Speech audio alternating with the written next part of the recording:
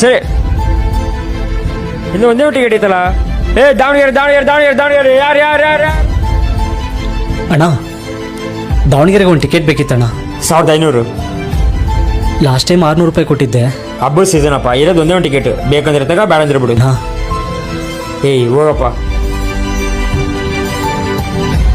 ಮಗ ಬರ್ತಾ ದುಡ್ಡು ತೊಗೊಂಡು ಬಾರಪ್ಪ. ತಮ್ಮ ತಂಗಿಗೆ ಹಬ್ಬಕ್ಕೆ ಬಟ್ಟೆ ತೊಗೊಳಕ್ಕೂ ದುಡ್ಡಿಲ್ಲ, ಮನೇಲಿ ರೇಷನ್ಗೂ ಇಲ್ಲ. ಲೋ ಮಗ, ಏನೋ ಮಗ ಊರಿಗೆ ಹೋಗ್ತಿದ್ಯಾ? ಹೂ ಮಗ, ಹೋಗ್ತಾ ಇದೀನಿ. ನೀನ್ ಬರಲ್ವಾ?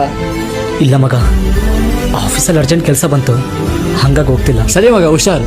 ಲೋ ಮಗ, ಈ ದುಡ್ಡನ್ನ ಅಮ್ಮಂಗೆ ತಲುಪಿಸ್ಬಿಡ್ತೀಯಾ? ಸರಿ ಮಗ. ಹಾಗೆ ತಮ್ಮಂಗೂ ತಂಗಿಗೂ ಬಟ್ಟೆ ಕೊಡಿಸ್ಬಿಡು. ನೀನೇನು ಅಷ್ಟೇ ಮಾಡಬೇಡ, ನಾನು ನೋಡ್ಕೊಂತೀನಿ. ಸರಿ, ಥ್ಯಾಂಕ್ಸ್ ಮಗ.